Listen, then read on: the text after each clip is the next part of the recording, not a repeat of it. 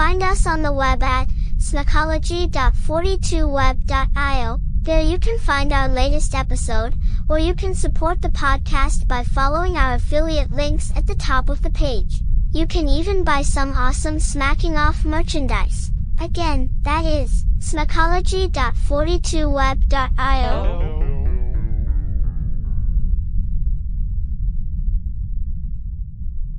We're here at Commonwealth Stadium, representing for the Kentucky Wildcats, right against the Georgia Bulldogs, right? And I'm live here, and there's fun and excitement going on. I know you can see that. This is Smacking Off, the podcast. Hi, we're Fiverr, a global marketplace connecting individuals and businesses with freelancers offering thousands of digital services.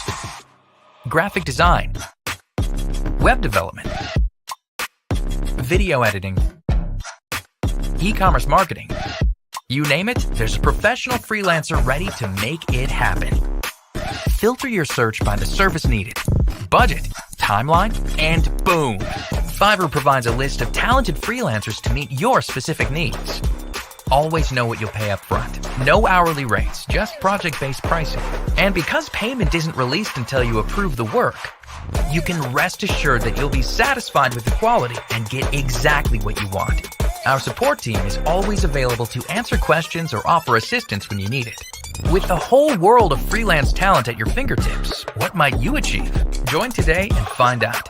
Fiverr. It starts here. Janelle Holloway, the leading rusher for Oklahoma, almost 5.5 a carry, has -8 on 5 rushes. Home run ball.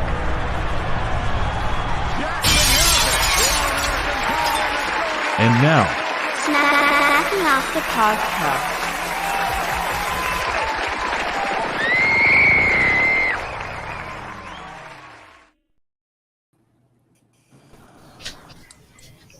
All right. What's going on, guys? what's going on? How's everybody? What up? Hell yeah. Football. It's up. Hell yeah. It's up next. Hell yeah. It's any day. It's coming on. How's everybody doing? What's going on, Alex? Doing good. What's going on, brother? How's it going? And there's football. Pretty good. on right I'm now. really looking forward to some football this year, man. There's a lot to see this year. I mean, even the Big 12 is going to be exciting. Yeah, for once. I might argue, especially the Big 12, because of all these teams that were like arguing that they were Power 5 caliber teams, and maybe some of them were, and now they got a chance on the big stage. I mean, it started last year, but How mad are all the original Big 12 teams going to be when Utah rolls in there and wins it year one? we can't have that happen. Sky and the station's bad enough when they don't fucking win. One of those Pac-12 teams might come into this conference, the Big 10, and win it year one. No. How about the Pac-2? How about the Pac-2, man? Oh, they're both just poised to make the playoffs, aren't they? Just kidding. I'm guessing that they're just going to pull in those Mountain West teams. Maybe they're haggling a little bit over shit, but the Pac is the brand name. Nobody wants to. Yeah. Those two teams from the Pac don't want to move over to the Mountain, and that's just not. It's not a brand. Yeah. It's not a brand like the Pac. Yeah. So I think they get all those teams if they want them. If they do that, if they absorb the Mountain West completely, do you believe the College Football Playoff Committee says, okay, we're back to Power 5 and they can play for a guaranteed top 4 seed? Or do you think they say, well, you're just basically the Mountain West with a different name. You get to fight for the 12th seed every year? I think there's a good chance that the latter happens there, but yeah, I think so. I mean, they're going to fight their ass off, but the Mountain West, it's not like. So I think what they would have needed UCF, Houston, they would have needed those caliber of teams. The Mountain West don't have them. Boise's not what they used to be. And what else is there in the Mountain West? They could guarantee that they could guarantee them a spot, but not guarantee them one of the top spots. Yeah, as a compromise. I don't even know about guaranteeing them a spot. Oregon State and Washington State have to do everything in their power to get in like the Big 12 or something. That's just what it boils down to. If they want to get themselves like more guaranteed to make the playoffs, if they have a good season, they got to join a conference that's already one of the top 4. And I think hold on. There may be a plan here. Hey, Dane. Dane, are you there? Dane, you blinked in, but we didn't hear nothing. My dude Dane's here? Yeah, he he's is. Supposed to be. Dane. He is, but he's asleep. No. So Dane, what I'm thinking is that Washington State and Oregon State, they need to join the All Coast Conference, and that's the ACC.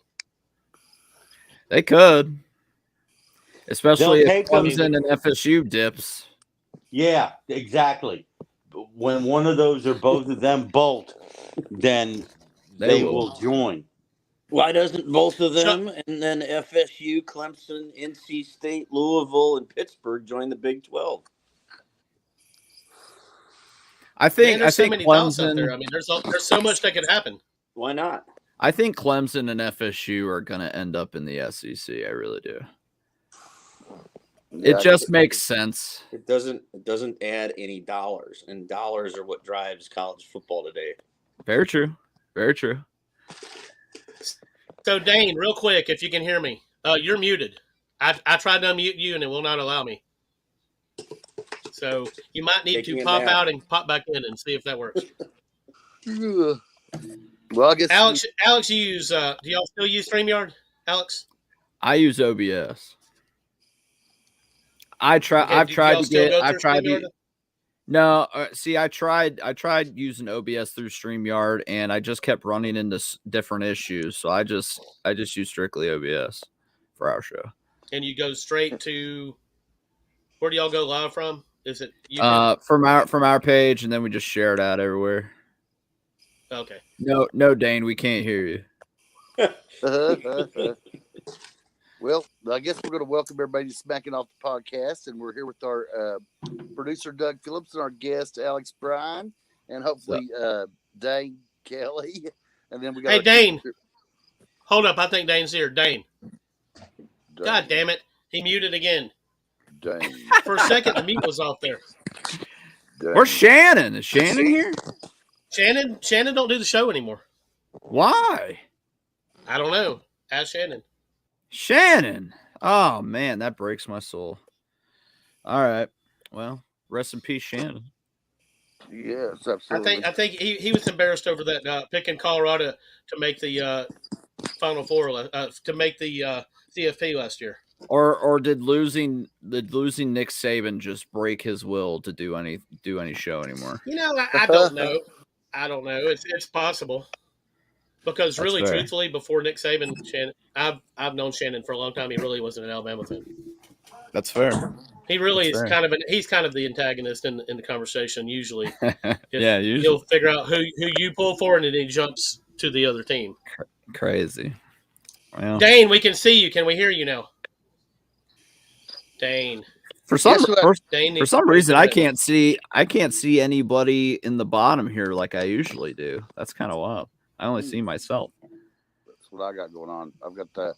Yeah, usually I see everybody in here. I haven't stuck anybody on the screen yet, but Dane, you should be seeing Dr. Balls. I can see that. Dane says I hear nothing. I heard Dane. I heard crickets chirping. I hear nothing. Like Sergeant Schultz, you know. Hell yeah. Hey, Doug, you know who I talked with on the video? Dane, you need to tell them crickets to shut the fuck up. What was that, Bob? I've talked with Wade Campbell on a video call last night. Did you? How's Wade doing? He looked like he's doing pretty good. He says he's still having rock and roll. We were talking about playing drums. He was with my cousin Chris. I know you know Chris. Well, cool. I have not talked to Wade, and I haven't talked to Wade in years. Well, it's been almost 20 years for me, and at least that way. And so I'm headed to Okeechobee sometime, probably the next 6 months. I'll go check him out. Now, he said he'd been on the show before. I said, hey, when you. Yeah, he said he'd been on the show before. Wade said he'd been on the show before. Oh, he's never been on the show. He's never been on the show. I tried to get him. I tried to get him, and he was all amped, and then when it was time, then we couldn't find him. Like Dane. Like Dane. Dane! Let's see. Dane, you're going to have to pay your internet bill, Dane.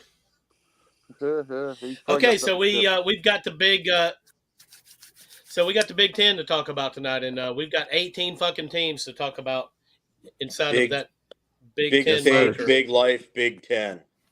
Hell yeah! Is my boy Sean here? Yeah, I think it. I'm here. Yeah. What's up, man? How's it going? I'm doing well. How you doing, Alex? Oh, ready for football England? Season. Yeah, see, like when I put that new job status on there, it didn't like pop up with any options. It just said create the option. So I created the option, and apparently the option was tied to their branch in the UK. So everybody thought I moved to the UK. I would have thought that was really actually cool. I was like, no, I'm not that special. It's a way better job than I've ever had, but I'm not that special to move across the pond. So. Well, congratulations on the new job, man. Thank you. Mail me some tea and crumpets. Thanks. Hey, Right. there's Dane. There's Dane. There's the man. Yeah, I don't know what was going on. I logged on here, and it was at first I could see like the intro video going, but then I didn't see or hear. Dane, your internet and Wi-Fi. It's not like Clemson's NIL. You can't pray for it. You got to pay for it. Oh, well, I might be shit out of luck.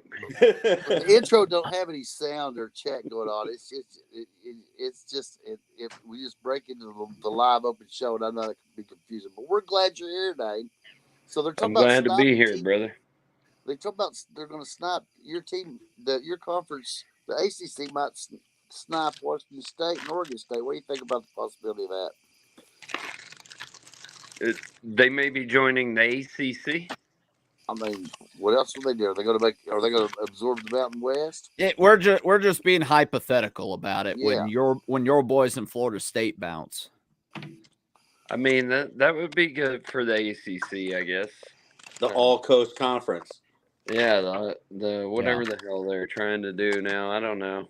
I had completely forgotten until we did the ACC on the Buckeye Bro show that SMU had joined. I was like, oh shit, I forgot that they were even here. Welcome back to Power Conference. They're very forgettable. I mean, life. I have them going 11-1 this year. One Power 5 or Power 4 team, I should say, in like 3 years. I think they're. I have them going 11-1 this year, though. They're going to be good. That schedule is insanely favorable for them. With NIL now, SMU in the future years. Well, basically, it's minor league football now. You can pay your players. Watch them end up being like as powerful as SMU of old. They have they have a billionaire as a donor who's not afraid to throw money around. Well, that's nice and all, but I mean, for this year, I wouldn't expect them to just come into the ACC and do anything. They have a stud quarterback, though. Look at this schedule, though, Dane. I mean, they start out with Nevada, then they play Houston Christian, BYU, TCU, Florida State. That's my only loss for them. At Louisville, at Stanford. You don't at think Duke. BYU will do anything to them? Nah. Okay. I don't think so. I mean, Pitt. That's They play Pitt, Boston College, Virginia, and California. I mean, good lord. Did you say Houston Christian? Houston Christian is their second game of the year. Is that I think Division III school? Something. You're gonna have to ask. You're gonna have to ask Ed about that. I think they visit Ann Arbor in week 3. Do they? Wow. Houston Christian? I've never even heard of these. Usually, Michigan starts off with about 6 cupcakes before diving into a moderate schedule. They do play Texas at home game 2 this year. Finally, it's not totally a cupcake. Their fans claim that that'll be a 2-touchdown win for them. I cannot wait for the humble pie. Is anything gonna come of all these investigations into Michigan? What do I think about it? Is anything going to come of it? If the NCAA does their job, it will. I was going to say, if Kentucky just had 2 years of wins vacated for much lesser crimes. Yeah. Michigan should be getting a very stern penalty. Yes. I don't see it. Dude, they need You're a to Michigan ban fan. Of course those you don't see it. fuckers from the postseason. No, I take really away their don't see natty it. and all that. You didn't put your lens crafters on there, Ed. You gotta put those on to see it. Oh yeah, and you know why? Because Kentucky's cheating didn't even lead to winning. But you got to admit, Kentucky's cheating was especially stupid because just 2 years ago they got caught in the same thing with Chris Rodriguez, and in Will Levis's last year at Kentucky, Chris Rodriguez had to sit out 5 games, which affected that season because he got paid for a job he didn't do at UK Hospital. So most of the UK doesn't have NIL; they're just giving players a job at the University Hospital, and they never have to show up for. We need those no-show jobs. Yeah. So it's. But I mean, the first shoe has fallen, and it wasn't even for the latest Michigan scandal. It was for the stuff all the way back during COVID with the illegal recruiting. Yep. But I don't think that they're going to come down hard because Harbaugh's gone. That doesn't matter. There's Hey, still yo, people fuck on that Michigan. staff. There's still Fuck people that. on that staff Yeah. that were involved. They're not I my agree. champion. Your new head coach erased 52 text messages with Connor Stallions the day it all dropped. I'm telling you what I believe will happen. Well, There's we can all nothing to all see believe. here. It's But- all been deleted. Like Sean said, they just gave Harbaugh a dicking down for something way lesser. They just gave Kentucky a dicking down for something way lesser. 2 + 2 = 4. The NCAA isn't going to want to look stupid and brush this off, because if they do, they might as well just say, we're going away from college football. Find your own governing body. Because what are we here for at that point? What are you paid to do? All if you're not Sharon gonna punish? Moore has to do is say he supports Kamala, and they'll treat him like Hillary. No, we're not getting political on this, Ed. That's So we're a cop. vacating That's a wins. cop out. That's a cop out by a Can, Michigan. can I ask one thing, Alex? It was a joke. That was pure Team Up North fan. Quite frankly, really stupid to say. Really dumb. It was a joke. Can I ask a question, Alex? Yeah, go ahead. What does dicking down mean? Is that like a dick in the forehead? Straight in the booty hole like Sketch. I got you. Yeah. No Dicking grease. down. No So grease, I mean, no if they're lube. taller than you, then it's dicking up, right? Yeah, I mean, So- you could. So we have to say honestly, guys, that I personally believe, and I think anybody else that's really looking at this based on what Alex just said, has to believe that Michigan's going to vacate wins from their national championship season, which would mean that they're no longer the national champions. Take the Well, banners down. Well, what's gonna happen here is Wolverine fans really want to point to the fact that you only vacate wins when you play ineligible players. And what they're going to find out is that the NCAA found proof that Blake Corum was on that LLC with Connor Stallions, and they both signed it and they both knew about it. And then that's going to be technically an ineligible player that they played all year, who was one of the biggest players, if not the biggest player on their team. And then that's where they're going to justify vacating the wins, even though the rest of it justifies But let's itself. go back to what Sean said. They just came down on Harbaugh for what happened in 2020. Yep, Burgergate. So Just now, 4 years. right, later. what? So The wheels of justice move slowly. Yeah, so whatever you all expect them to do to Michigan, don't expect it quickly. Oh yeah, I don't want to expect it quickly. I want a absolutely the most thorough colonoscopy investigation of that program, and all violations found, so an absolute Thor's hammer of justice can come down on that program. Wait. It's a colonoscopy is not that bad. You want a doctor's visit where they put their finger up there. Colonoscopy. I mean, drinking the stuff is the worst part. That's terrible. You might as well camp out in the bathroom, have a fire going. God. That's awful. What happened to me? I mean, that's I what was needs to just happen. camped out in the bathroom. And the best Should've part of left it the is, camera on. as we're talking about the Big Ten tonight, if those wins are vacated and Michigan is no longer the national champion, the Big Ten is still the national champion, because it would be Washington. That's true. In So, some kind of way. In a weird 'cause way. Washington got there fair and square. Nick Saban was robbed of another national title, is what this boils down to. Well, Yeah, they should give old Nick Milrose another shouldn't have ring. fumbled. I was there. I was at that game. Yeah, that's true. That's true. They choked on that final drive too defensively. I couldn't believe that. Yeah, but if they get points, it was hard to watch. If Milroe doesn't fumble on that previous drive and they get at least a field goal, they go up by 10, they win the game. I've never rooted for Bama so hard in my life. I was rooting big time for Alabama being there. Can't believe it. Can't believe it. Anyway. The enemy of my enemy is my friend. Right.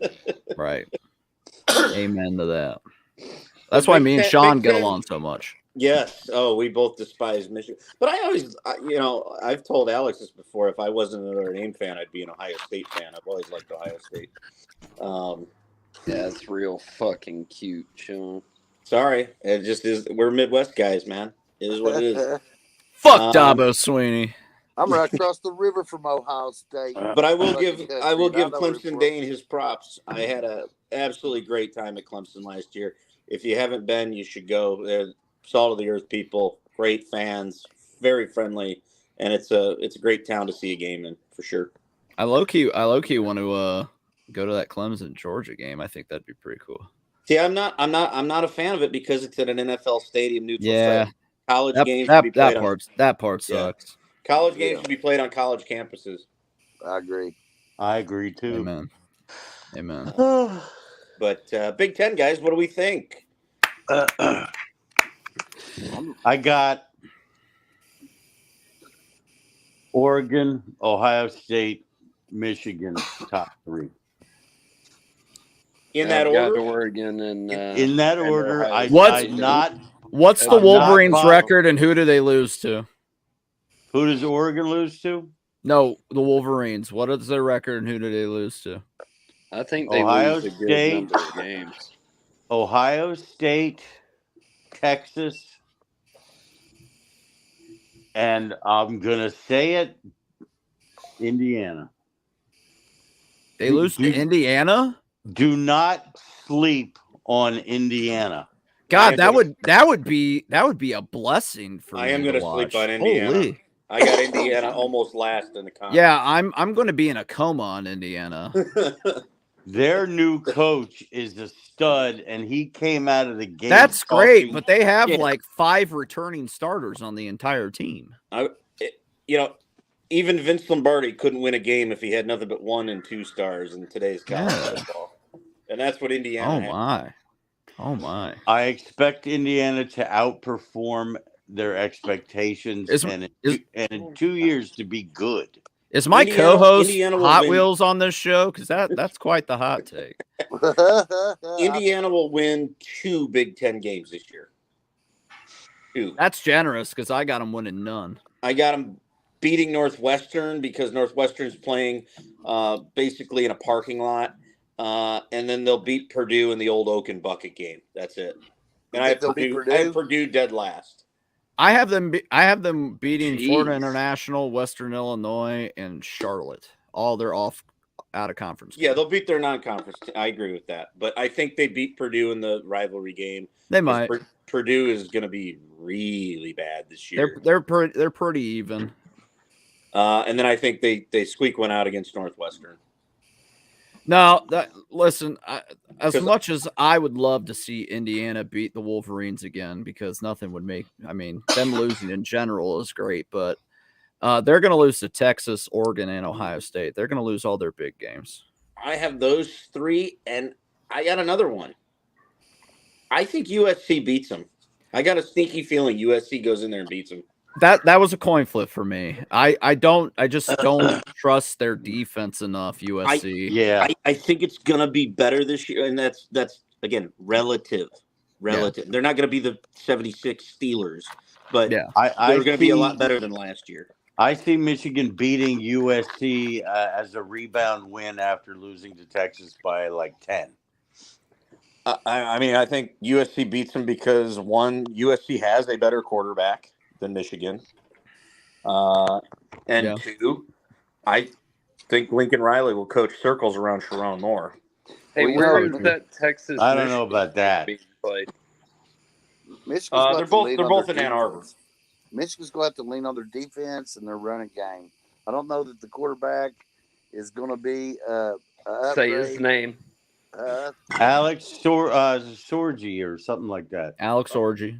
Yeah, I don't think Or Jack Tuttle. No, They might no go relation Jack to Tuttle. former No, Badger it's quarterback Jim Orgy. Sorgi. It's Orgy. It's not Tuttle. And whoever you got when your whole offensive line either graduates Yeah. or goes to the pros, you Yeah, got real problems, you know? Yeah, the whole offensive line is the only two starters from last year back for them are Edwards and Loveland. So you look at that, but they're strong in the secondary. And They are. They got it. They're going to have a top 5 defense per usual. That's never been an issue for them. Which doesn't really matter though in the Big Ten, where most teams struggle to score the football. That was said. Iowa's still trying to cross the 50-yard line. But all the teams that are coming in new are offensive. Those teams, well, minus UCLA, who we're lucky they have a football team in uniforms. Yeah. But, did you know they're located in LA? Yeah. That's It's crazy, in their right? name, brother. I learned that from their coach. You know what? that was a really bad press I conference. didn't know. I didn't know that until he said something, and I was like, "Oh, shit!" I mean, the irony of it as well is, if I'm UCLA, one, you play your games in the Rose Bowl, which is further away from your campus than the beautiful new SoFi Stadium. They're the Miami of the West. Yeah, I mean, they should move to SoFi. And the positive of that is SoFi is about 20,000 less seats that they won't have to even try to attempt to fill. Not that they will. Yeah. They're a basketball school. That's really all they care about. Yeah, I mean, you're bringing them in for the basketball, and that'll be good during basketball season. Big Ten got a lot tougher in basketball. Big Ten is going to be hellacious in basketball, as it has been in recent years. It's just worse now. So, but what's Ohio State's schedule looking like? A lot easier this year. Contrary to popular belief among Wolverine fans, it is still tougher than any schedule they've had the last 3 years. We got Akron at home, Western Michigan, Marshall, MSU on the road, Iowa at home, Oregon on the road, at home against Nebraska, on the road against Penn State, at home against Purdue, Northwestern at Wrigley Field in Chicago. That'll be a cool game. You'll kill Northwestern, but a game at Wrigley. And then Indiana and the Wolverines at home. I went on the road. How you? I got one loss for the Buckeyes. I went back and forth with myself. I don't think we beat Oregon at Autzen, so I have us at 11-1. That's what I have. Yeah, that sounds about right. Just because they got Dylan Gabriel. If they hadn't got Dylan Gabriel, I felt a lot more confident about that game. But they got him, and they got a lot of other weapons like Evan Stewart from A&M and stuff. So now, giving Ed a lot of crap about Michigan's quarterback, let's be frank here. Let's have a frank discussion. Transfer in from K-State hasn't done much yet in his career. Won a Big 12 title. Yeah. Come on, man. John, I'm just saying. I'm just saying. I got a trophy out of one of those arm things at the Chuck E. Cheese when it reaches down in there. I get it, but they beat the team that the Wolverines couldn't beat the very next game. So my question is, are we confident in Howard? I mean, especially with as our guy who we love on Big Noon Kickoff, no Maserati Marv this year for the Buckeyes. I'd like to say something about that. Look, like, go ahead. I don't know what to expect from the quarterback, but I know that that wide receiver room's ridiculous. I don't know how you lose Marvin Harrison, but you manage to make the whole wide receiver room better. But I feel like Ohio State's done that. And they got Judkins as the running back coming in from Ole Miss. Those guys are Dane, I know, as a Clemson fan, I know this is hard for you to understand how they did it. was they wrote checks. They wrote a lot of checks. We don't do that. No, you don't. We're on We God's use that NIL. NIL. We use that real NIL, not God's They got NIL. probably the number one running back on the market from Ole Miss and Judkins, and they got the number one safety on the market in Downs. Yeah, Judkins is a beast, dude. Yeah, he is. Yeah, I mean, we did that. We did that when we lost Garrett Wilson, Olave, and JSN too. We just somehow managed to have, great receivers. Now, the only thing that I always harp on them on is I don't think they play physical enough and they don't block for shit. But that's more Brian Hartline's issue. And Brian Hartline doesn't rotate enough of them. I was going to say, Brian Hartline, when he played football, didn't block anyone. Yeah, I mean, him not rotating more receivers has cost us in a lot of ways because we didn't have anybody ready to step up. That is a loaded receiver room. Is that Mike Hartline's brother? Yes. Yeah. Yep.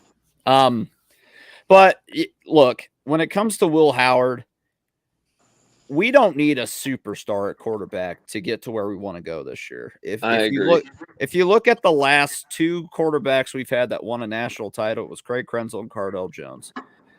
Nobody knew who Cardell Jones was before that 3-game stretch. One really played school. I think he got his medical degree, and the other one didn't play school at all. The other one blatantly tweeted out, "I'm not here to play school. I'm here to play football." And Craig Krenzel, I think, ended up becoming a medical doctor, right? A surgeon or something. Something like that. Yeah, I was at that Wolverine game where JT Barrett broke his leg, and I looked at my dad and I said, "Well, any chance of a playoff spot just got fucked up." Yeah, he goes, "Why?" I go, "Because too cool for school. Well. Cardell Jones is now the quarterback, and I don't think he's ready to step up." And he shut me up. So talk about he was the college version of Nick Foles.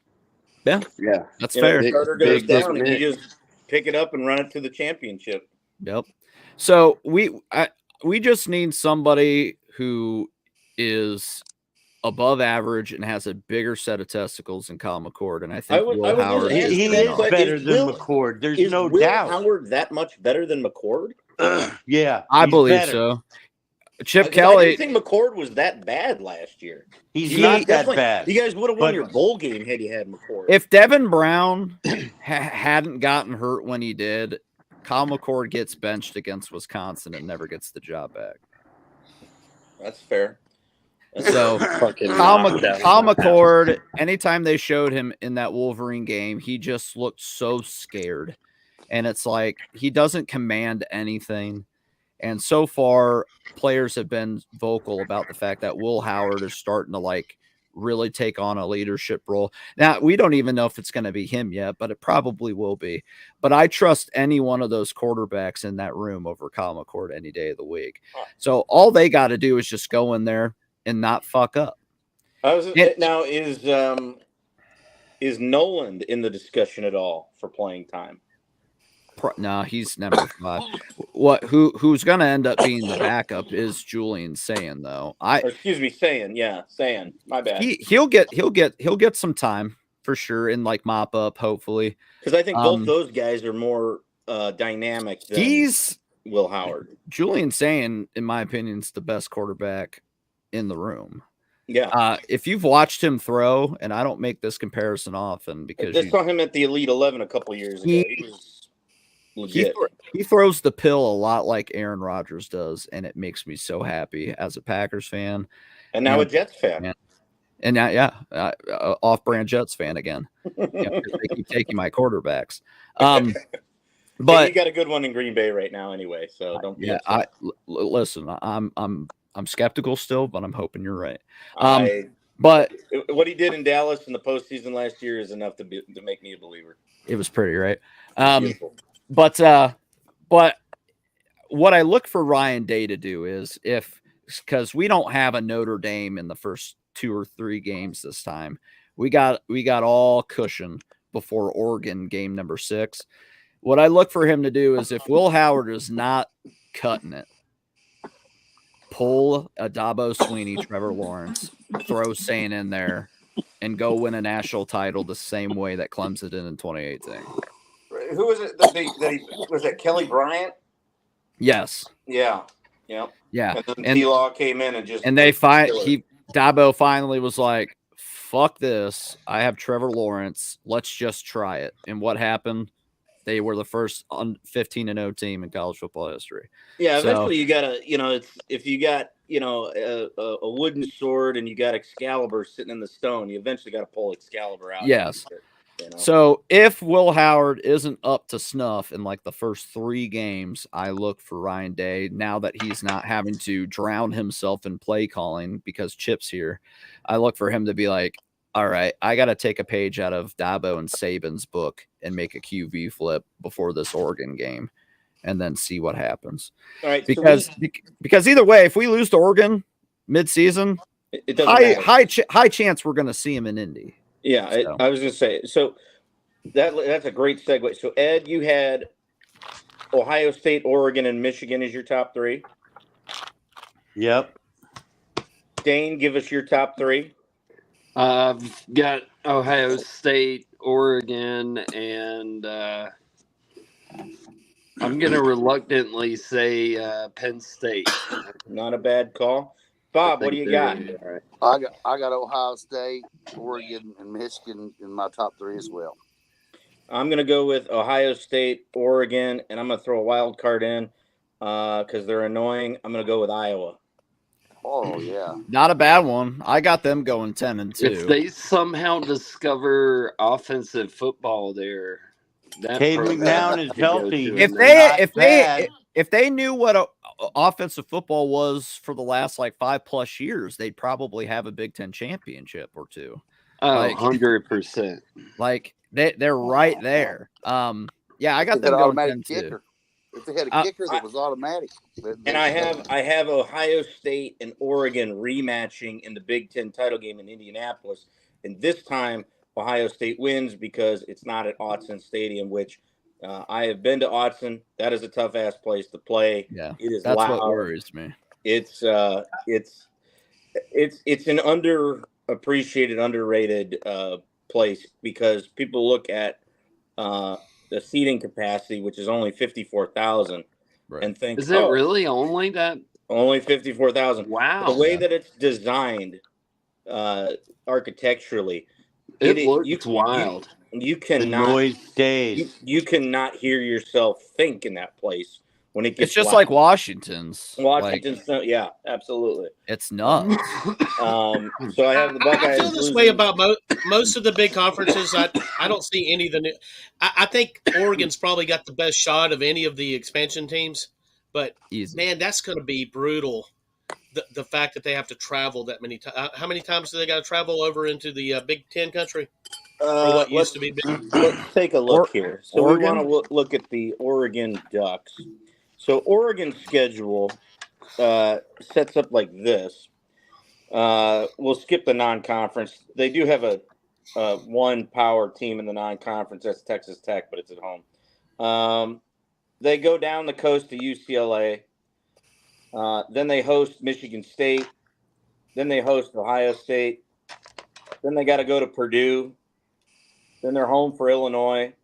Then they get their bye, and then they go at Michigan.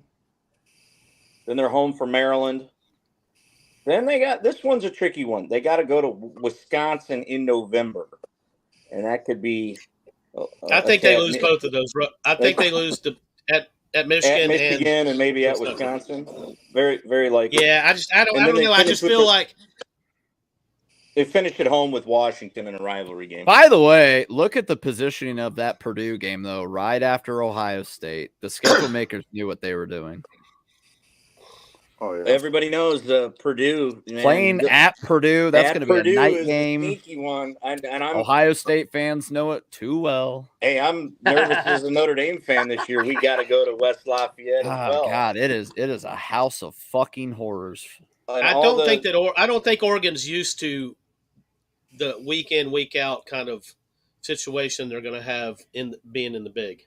I mean, I think the Pac's was a good conference, but I don't think it was from. I don't think the middle of the conference might have been their best year ever, in my opinion. I mean, historically, if you were to match the two up, I believe the Pac-12 won more Rose Bowls than the Big Ten did in head-to-head I just mean in the modern era and really in the last 10 years. CFP, yeah, the Big Ten is a much bigger grind for sure. Yep. Yeah. Because The Pac-12 last gonna be year a problem. was nuts. The thing with the Big Pac-12 Ten last is year you have a deeper middle to the conference versus like the Pac-12, you'd have the top, and then it was a steep drop off to a lot of dog shit teams. Yeah. Yep. I mean, I'm looking at the gonna Big be a Ten right now. curve for them. I'm looking at the Big Ten right now, and you scoff, but like this is Athlon, and you know, take it for what you will. But like their 5 through 12 is USC, Iowa, Nebraska, Wisconsin, Rutgers, Washington, Maryland, and Minnesota. That's a meaty middle portion of your conference. Dude. That's a lot of Yeah, good teams. that's tough. Rutgers could be pretty solid this year. They got the most returners, I believe, out of any Big Ten What about team. Maryland? How's Maryland's 11? Yeah, I mean I mean, especially when you got to go to their place. When they got to go on the road, it's a little more difficult for a Rutgers and Maryland. Maryland's not that tough at home. It's still, you got to go there though. If you're coming from Seattle, Washington, or Eugene, Oregon, or Los Angeles, Dude, that travel might end up costing. Especially if it's a noon kick on Big Ten Network. That's a 9 a.m. game for a West Coast team. You're barely getting out of bed. You barely had your bowl of Cheerios. Yeah. Tell you what, though, Nebraska might finally make a bowl this year. I think Nebraska. That is my. I think not only will they make a bowl, but put me down. Nebraska goes 7-5. I have them 8-4. Yeah, I'm more along the lines of 8-4. They got stud QB coming in. Yep. The only reason I'm a little gun shy, I think they have a pretty hellacious schedule, if I'm not mistaken. I mean, kind of back end, yeah, but on the back, the back end of it is brutal. The start, all they got is Purdue. They could be bowl eligible if they beat Purdue, because I think they'll win the rest of those games, like Colorado, UTEP, Northern Iowa, stuff like that. They got to go to Columbus. They got to go to Southern. They got to go to Southern Cal. In Iowa to end the year, they got to go there. And Iowa, and then they host Wisconsin, which right now on paper, I'd tell you Wisconsin's probably better on paper than Nebraska. I don't know how to really peg Wisconsin. I got them 4-8 because got a great fucking coach too. Their schedule is the worst out of any Big Ten team, in my opinion. Wisconsin's. Yeah, Wisconsin got the short end of the straw. All right, Dane, say how I added your video, Dane. And you have to consider the possibility. Go ahead. You have to consider the possibility that Big Luke is nothing more than a good group of 5 coach, because he sucked in his 1 year in Columbus. And yeah, but look at the circumstances of that year in Columbus. I mean, they lost Terrell Pryor and all the big playmakers basically right before the year. And then they started with Joe Bauserman, which was his fault. That was the dumbest thing I've ever seen anybody do. But then when he finally got smart and went to Braxton Miller, we were doing all right. And then Braxton Miller gets hurt against Nebraska, and Joe Bauserman chokes away a 28-point lead by himself. I mean, that whole year was it was a throwaway between 2 legendary coaches at Ohio State. That's all it was. It could have went a lot better than it did, and it should have, because, we were like Nebraska of today back then. We lost every game but one by 7 or less points. But Wisconsin sucked last year for the first time in a long time. Yeah, and I think they will again this year. Was that his first year there, though? Yes. Yeah, he was cleaning up the detritus from the previous regime. And he's still going to be cleaning up, because he's got to go. He's got Bama at home. Then he's got to go. He's got to go. He's got to go to USC. He's got to go to Rutgers, which that's like a coin flip game. Northwestern should be solid this year. They got to go. They'll beat Northwestern, because whether that game's in Madison or in Evanston, it's a Badger home game. It's possible. there's so many Wisconsin alums that live in the Chicagoland area that it doesn't matter where Northwestern plays Wisconsin. There's more Badger fans there than Wildcat fans. But then they got Penn State at home, Iowa on the road, Oregon at home, and then Nebraska on the road in Minnesota. Yeah, that is a woof schedule. They got the Florida schedule for the Big Ten. Yeah, they got the Florida schedule for the Big Ten. They are in the top 3. If they make a bowl game this year, Badger fans should be like, okay. Absolutely. No, I mean you got Florida is number 1 worst schedule. I put USC's schedule number 2 because you're playing a Big Ten schedule. Plus, you have a neutral site game to start the year against LSU. Yeah, and then you finish with Notre Dame coming to your place. Speaking of that game, when I was going through and picking Notre Dame's games, I had them 12-0, but I had to give them a loss. So you'll hate me. I gave it to USC. No, I don't think we lose that game. The game I can't see you lose. I can't see you going 12-0, so I had to pick something. No, I don't have us going 12-0 either. I have you in the playoffs, though. I actually went the other way. I said we're going to be 10-2. That's fair. Guess who I have you playing round 1 based off of what it would probably be? Probably Alabama. LSU. Okay. I want that game so bad.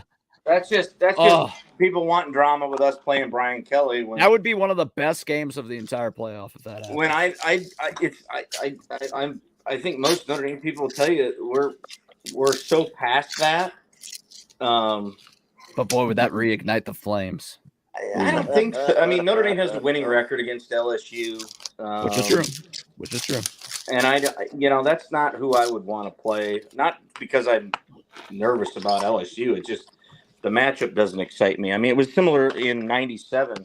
Notre Dame went down to Death Valley and beat LSU, I think 24-6 with, mind you, Bob Davie as head coach. Remember that name?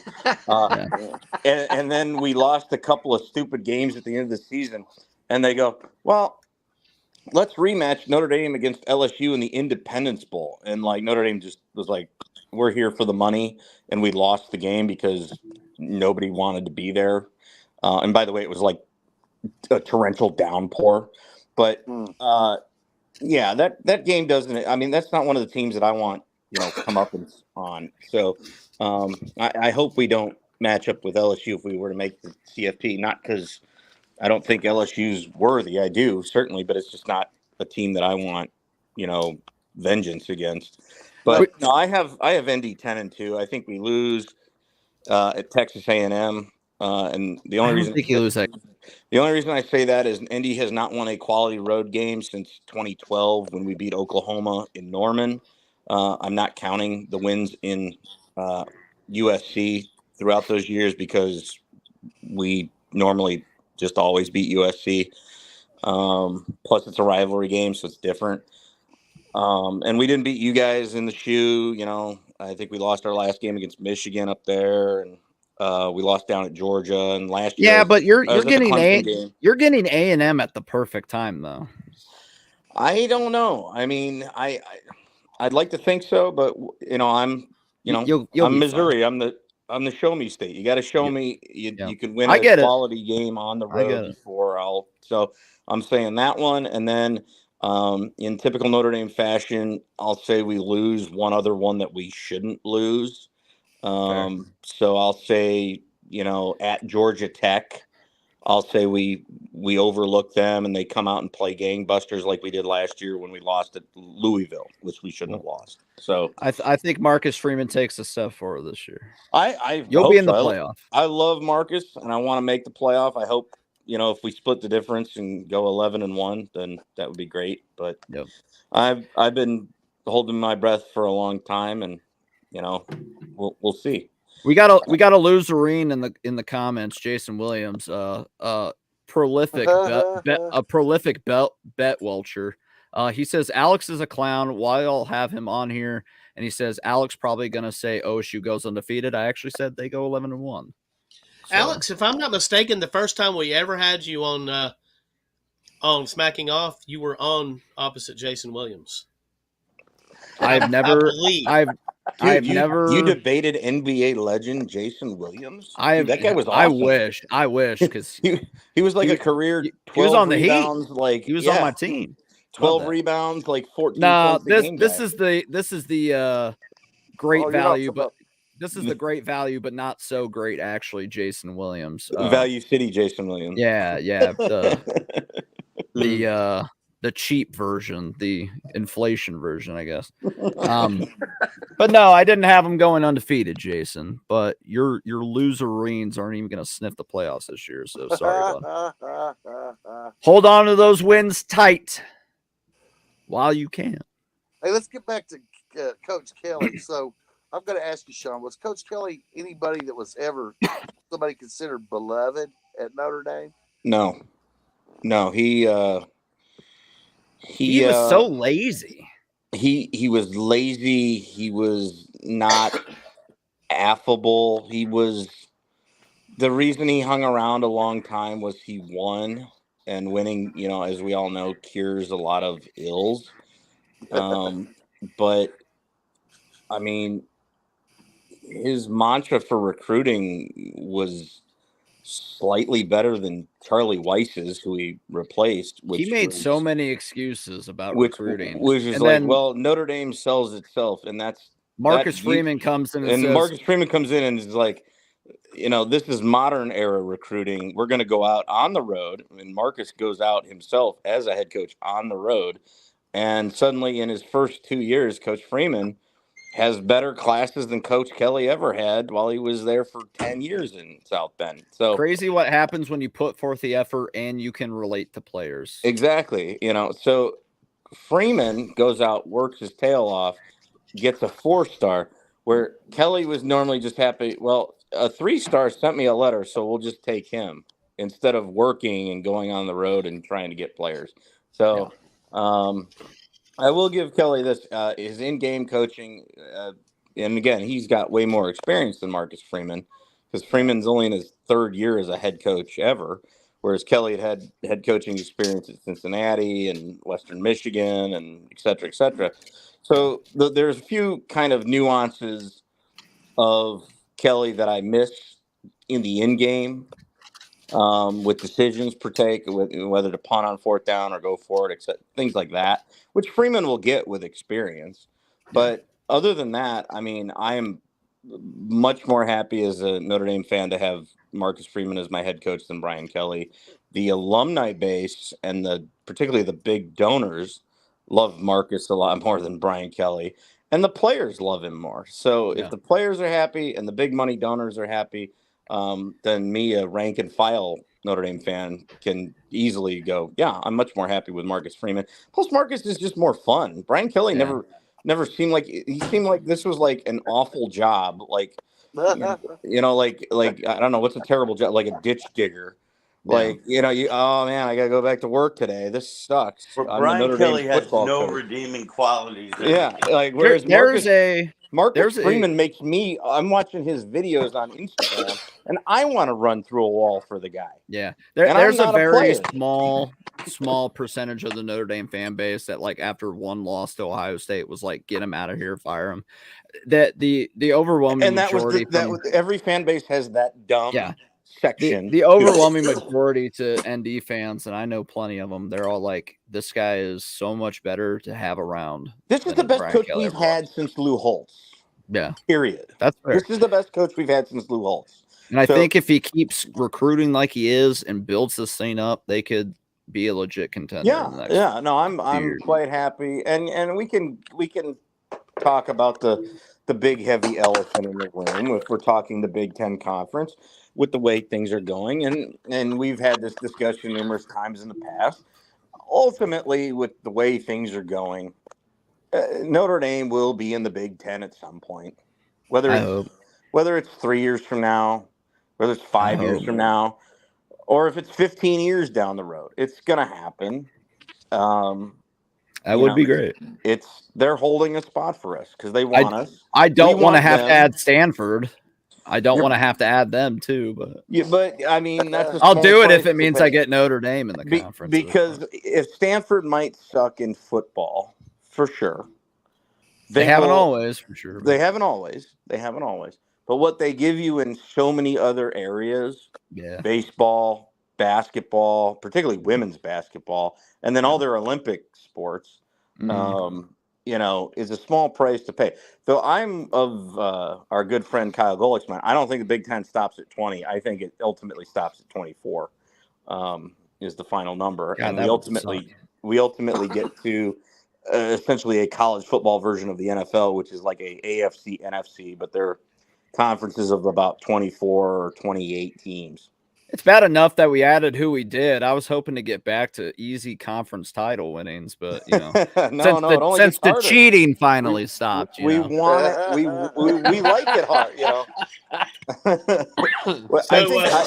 the cheating finally stopped. I think the thing that is Alex, good about I've been one of the loudest people on the Aster train, brother. I mean, Clemson wants to be a Big Ten member. Ask Dane. Dane, you want to be part of the Big Ten? Hell yeah, dude! I would love to. I would love more matchups with Dabo Swinney after that 11th ranking he gave us. Fucker. I should have. If I knew you were on the show, I would have worn my Dabo's a clown T-shirt. Well, y'all got your get back.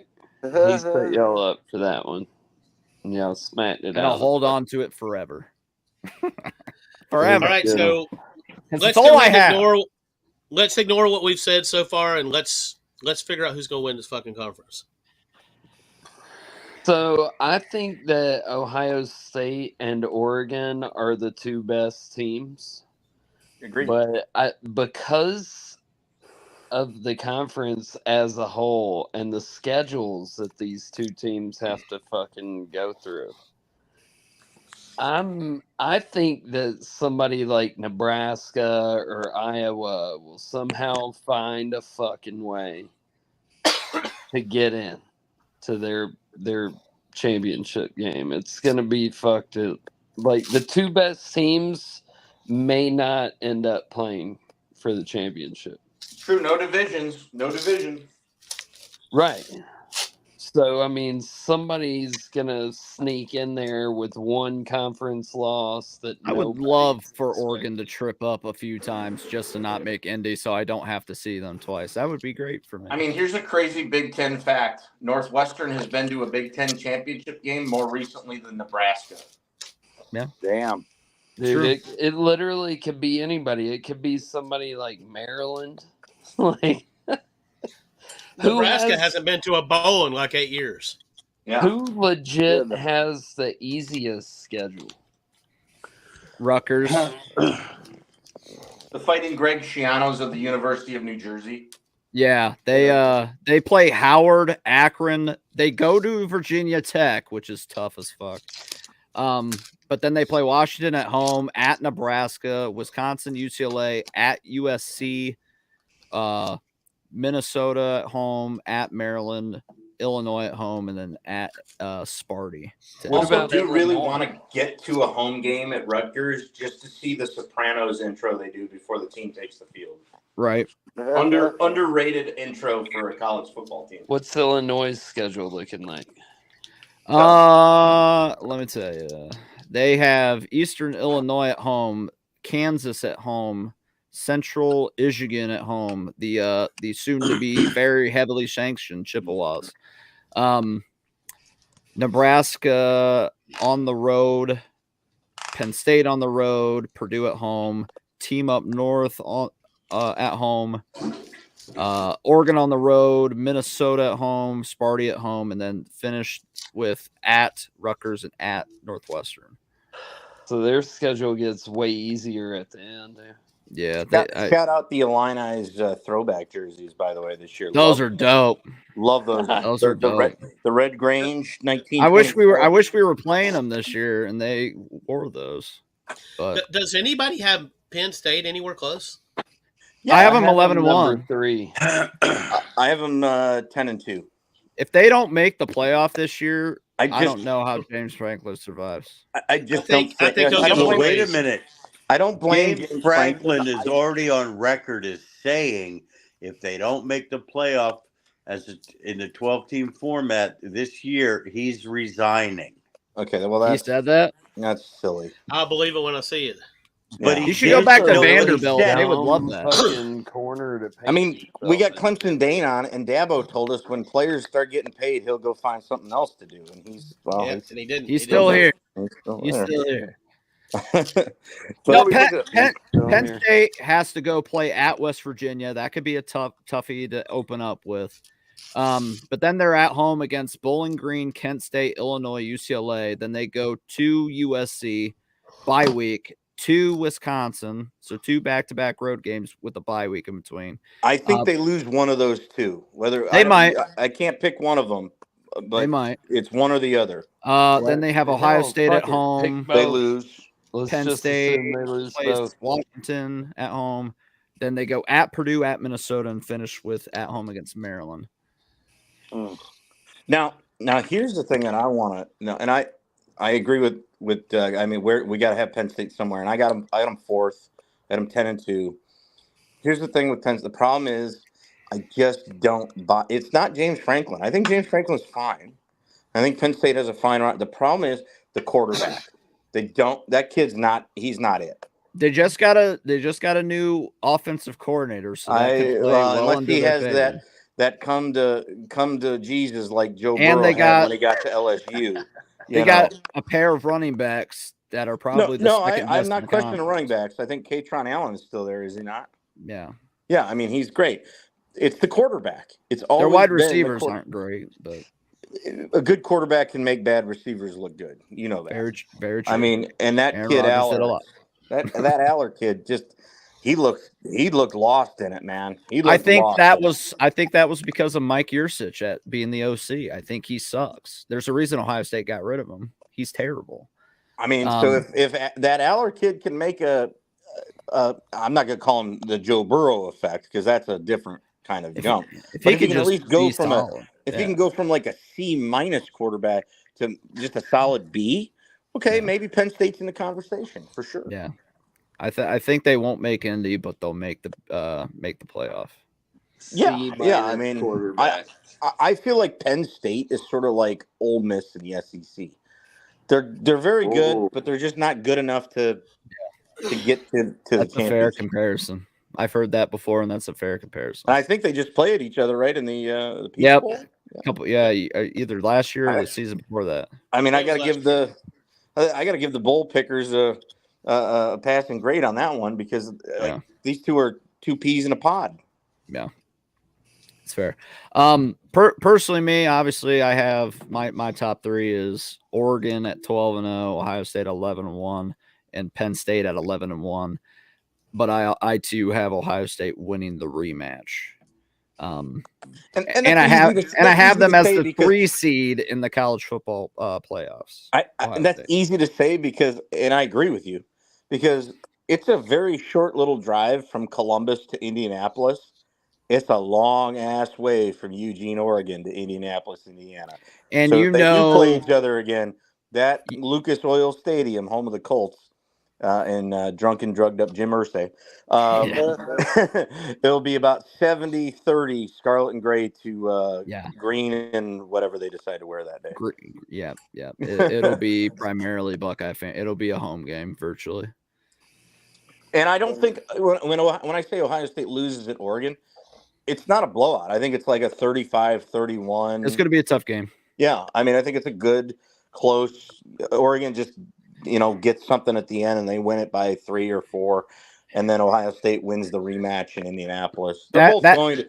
The one thing we can say is I think we all think Ohio State and Oregon are going to the college football playoff. Yes. Yeah. And unless either one comes in with the loss from the regular season and then loses again and has 2 losses, we don't know if 2 loss teams are going to make this thing, especially if there's like my predictions wise, I have enough 1 loss teams to plug in to this thing. Really? You got that many 1 loss? I kind of feel like this year I'm kind of the SEC for me is going to get 4 teams. I'm going the opposite way. Teams or 1 loss teams. Everybody's going to have 2 or 3 losses. Yeah, I'm kind of going towards the 2007 season where like it's going to be kind of just a crazy mess of teams with a lot of losses. I that would obviously bode well for whoever does lose that regular season game. But when I did my predictions, I have like 4 SEC teams that outside of because I have Georgia, Ole Miss actually playing for the SEC title this year. And that's just basically based off tiebreakers and all that crap. So I have like 3 SEC teams that are going to be in. I have like a couple, 2 or 3 ACC teams, 3 Big Ten teams, and 1 Big 12 team in. And then I have Notre Dame as a 1-loss team getting in. I only have 1 ACC team in, and that's I'm not up with. Don't sleep on SMU. Don't sleep on. I love SMU. I'm a big SMU guy. I want them to do well, but this year I only have Clemson coming out of the and Virginia Tech. Don't sleep on them. I'm not sold on Virginia Tech. They have like 17, 18 guys coming back. Favorable schedule. That statement is always kind of Georgia kind of nebulous. This team's got 17 guys coming back. Yeah, but if they weren't good football players to begin with, you know, like I got 17 3-stars coming back. Well, you know, you went 8-4 last year. Guess what? You're going to go 9-4 this year. I don't know. You know, like their toughest game is Clemson, then they got them at home. And Clemson will still win that game. Maybe. Unless Dabo has another choke-a-thon this year. Quit calling him Dabo, bro. Dabo, bro. Is it G? Should I call him Jesus NIL? What should I call him? His name's Dabo, bro. Dabo, Dumbo, whatever the fucko. It is what it is. Alex is just mad because Dabo has a winning record against his Buckeyes. He sure does. And I think one of those wins was a shutout win, if memory serves. Yep. It was a beautiful day. Against one of the worst offensive coordinators we've ever had. Now, how do you feel about Chip? How's the Chip Kelly experiment going? By the way, at first I questioned it. I was like, I don't know how this is going to work. Remember when he said he was going to shake up the NFL game? But the more I thought about it, the more I was like, it's better than Bill O'Brien. That's true. And he's if you look at his numbers at UCLA, he had them as like a pretty good offense a lot of the time. I was actually surprised they moved on from him. It's like, if I'm UCLA, I'm calling that guy's agent, begging and pleading, please don't leave. Please don't leave. Especially now after seeing the new guy's press conference at Big Ten Media Days. Oh my God, dude. He was actually Ryan Day's first choice. He was actually Ryan Day's first choice, but it didn't work out timing wise at the time. So he ended up getting the guy he wanted anyway. And where Ryan Day lacks when it comes to the run game, Chip Kelly does not lack. So that's true.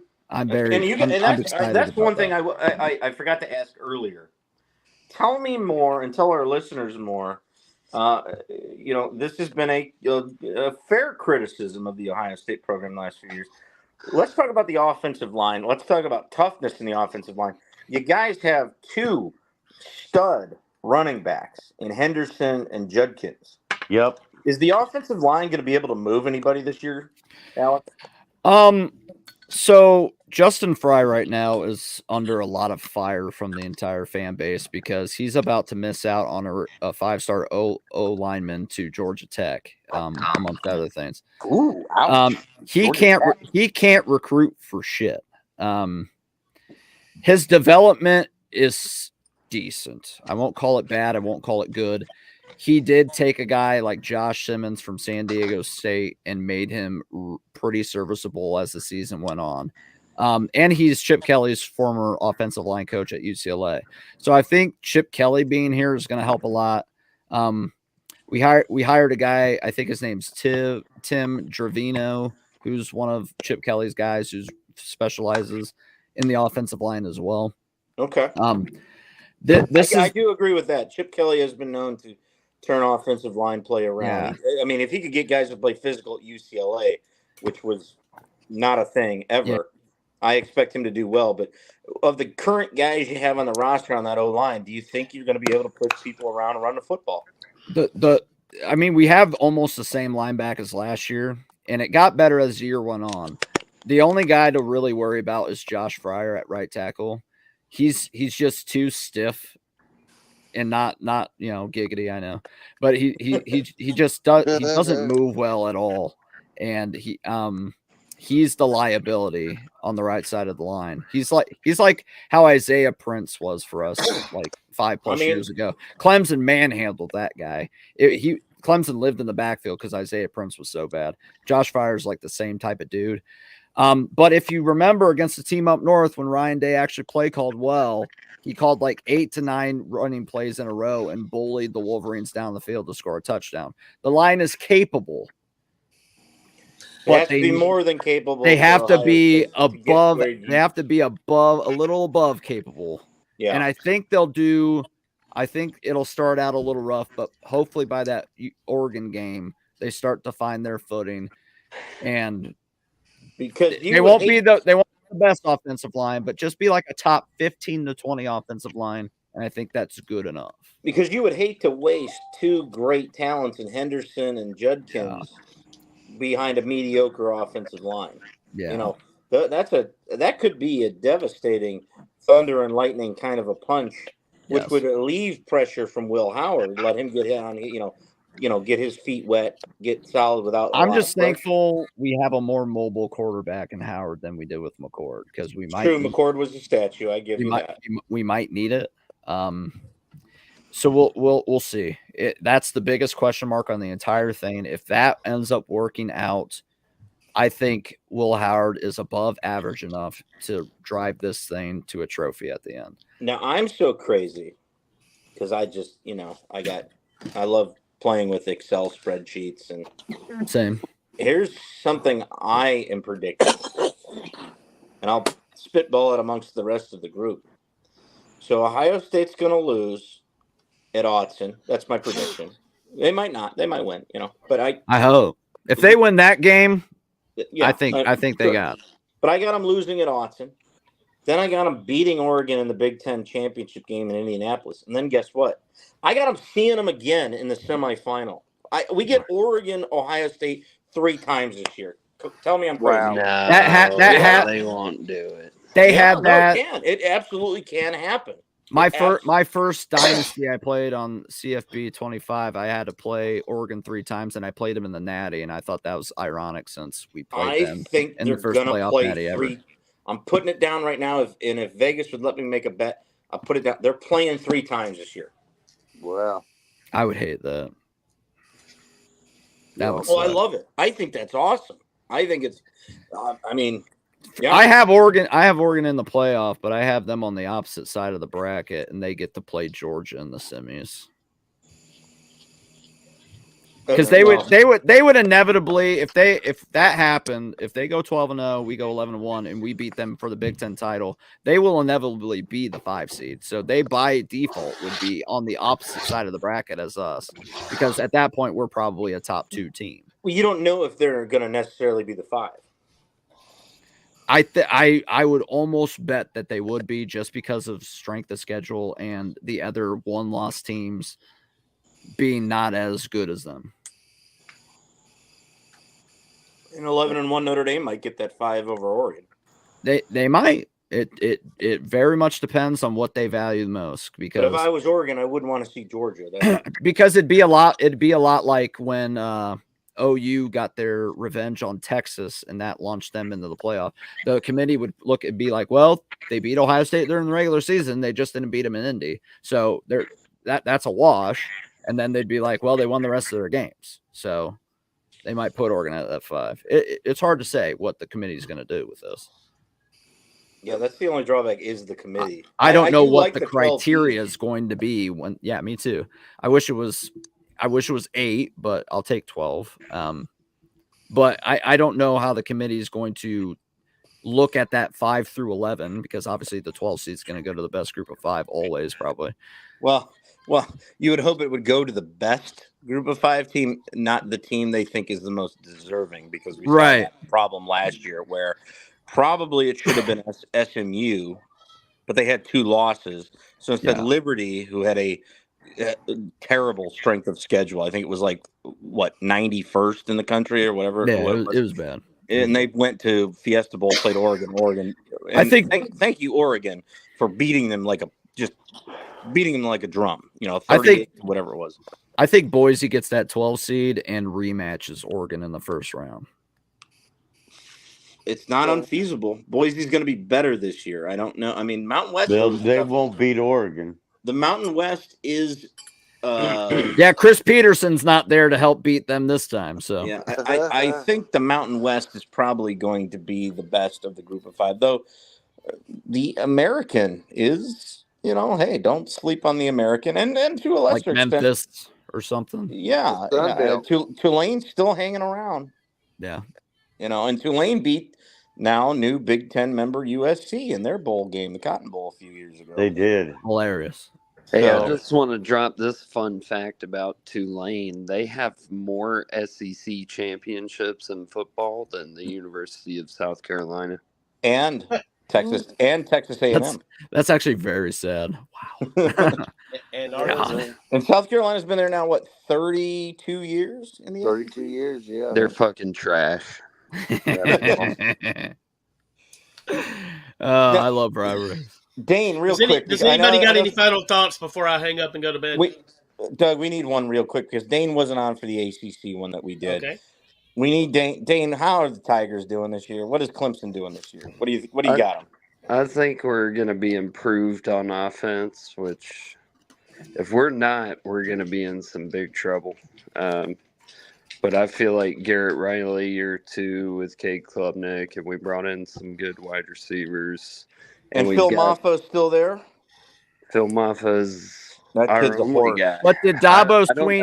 know if it's going to take the second string. Dr. Balls, get your dogs, man. But did Dabo Sweeney finally say to Garrett Riley, you can run your offense, not my offense, because that's going to make all the difference. Garrett Riley's going to run the Clemson offense. Oh, so they're fucked. They're fucked. I don't know about that. I do. NC State game, the Georgia game's not going to tell me shit. Georgia's going to win that one. The NC State game will tell me everything I need to know about Clemson going the rest of the year. I think the Georgia game's going to tell you everything you need to know about. It might, but Georgia might just be that much better, and it won't tell me anything. And then seeing them against NC State will be more of a tell, because they could lose Georgia and rip off 11 wins. I don't know that. I think that's exactly. Well, I think you'll see that the Georgia game. You'll know if we're better. I think Georgia will beat Clemson in Atlanta. I don't think Georgia covers. I think it's right now it's 13.5. I have Georgia winning by 10, call it 31-21. But then I have Clemson winning out to include the ACC championship game against whoever they play. You have DJU not getting his revenge at home? No, his DJU. Revenge for what, man? He got a degree from Clemson University for just getting misused and shit on at Clemson. I just don't think he was. I don't think he was ever that good. I think he was overrated, as many high school 5 stars are overrated. I mean, I can mention a few from Notre Dame as well. I'll give you a great example. You remember Jimmy Clausen? He was a 5-star. God, Jimmy Clausen. Jesus Christ. Wow. So, and you, Alex, can name a few Buckeyes that were 5 stars that never amounted to much. Was Tate Martell a 5-star? I can't remember. I think he was. Yeah. That'd be the biggest one we've had. I will add for the listeners, really the star group that you really want per the NFL, per Super Bowl teams, is the 4-star. There's more 4-star Super Bowl champions than there are 5s or 3s. And I think if memory serves, either 247, Rivals, On 3, whoever you want to, it goes 4 stars most. Probably 3 stars next. Then 3 stars. Then the 5 stars. Remember, Tim Tebow was a 5-star. Aaron Donald was a 3-star. Ed Reed was a 2-star. Right. Yeah. So I mean, the 5 stars. Hunter Renfrow was a 0-star. Josh Allen was a 2-star. Which one? Jacksonville. The one at Jacksonville. The line from Kentucky, the linebacker. Yeah. Or is he D end? I don't. You never know. I'm looking. I'm trolling on fantasy because you never know if they're going to label the guy a linebacker or a defensive end these days. Yeah, true. So true. But it's a hybrid. Yeah, just call it an edge and be done with it. No. But no, I think we are all kind of loosely in consensus with it. And then the last thing, what I want to know about the Big Ten with the new additions, we got to start getting some. They got to get indoctrinated to life in the Big Ten. We need some new rivalry trophies. Dude. We need rivalry trophies. Ohio State needs more rivalry trophies. We Notre only have Dame one. needs to go ahead and sue the ACC. And you already are, Dane. Right. Okay. That's fair. Dane, are you a party to that? Are you a party to that lawsuit, Dane? I think he's actually named on the lawsuit. Clemson, Dane, taking a dump. Yeah, I'm in there.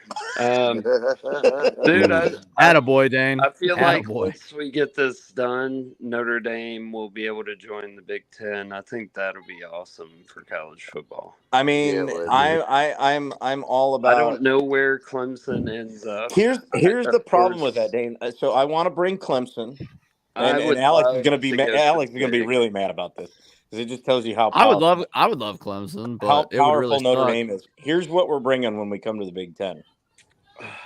Since you guys already bring Miami, we got to bring Miami. Sorry, we're bringing Miami. We're Fuck bringing Florida Clemson. State. We're bringing Clemson. No, we're bringing Miami, not Florida State. We don't care about Florida State. Is Clemson an AAU school? I don't care. No, but we are in the process. They're working their way there. Miami, I think, is an AAU school. Notre Dame just made AAU a couple of years ago. Florida State's also. We would have given you an exception for that anyway. Yeah, but we kind of were already ahead of the game on that. And then Stanford is an AAU school. So we're bringing Stanford, we're bringing Clemson, and we're bringing Miami, and we're coming to the Big Ten. So I don't really want to bring Stanford either, dude. Yeah, no, Stanford's a great addition, not for football, but for everything else. Yeah, I mean, I agree with you on that, but everything else is not what's driving this shit. Plus, if you got to go to, USC, UCLA is already in the Big Ten.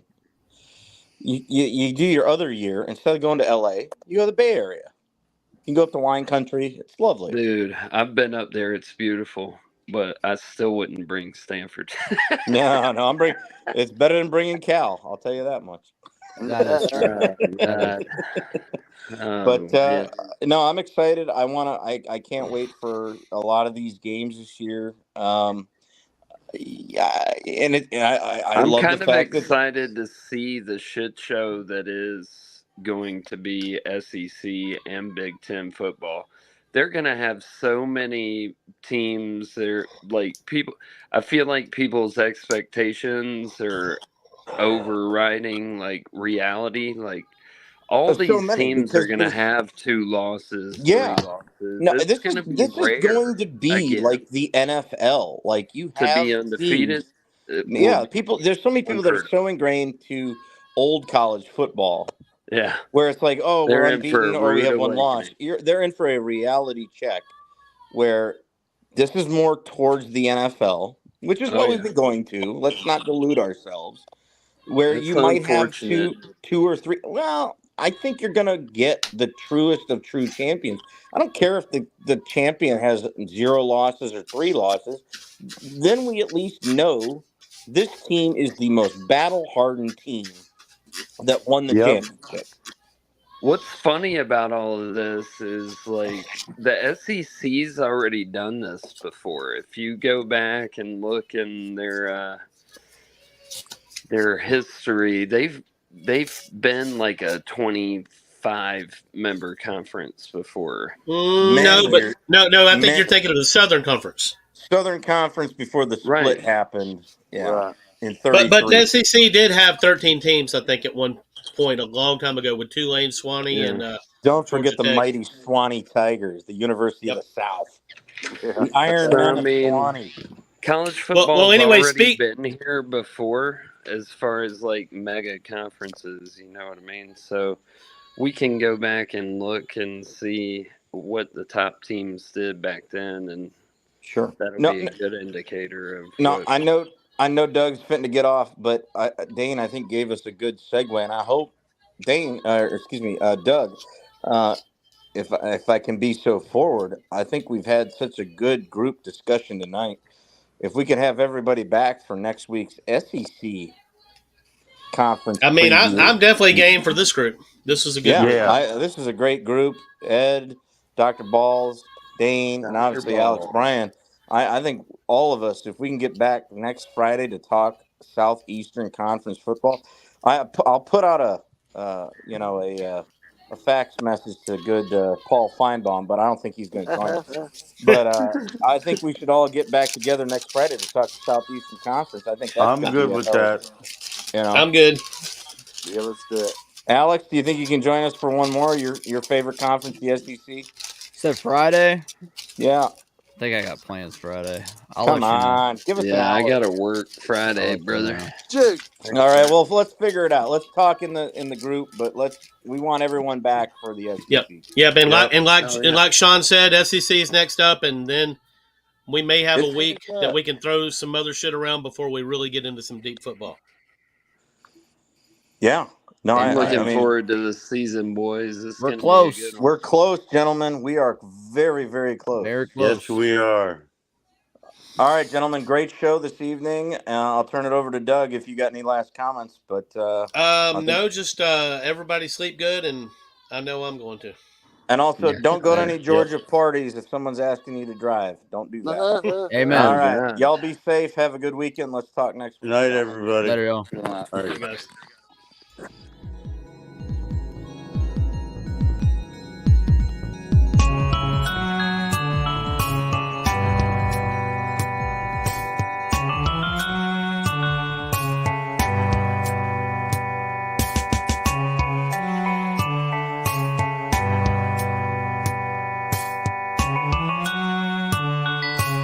Thank you for supporting Smacking Off the podcast on the X's and O's network.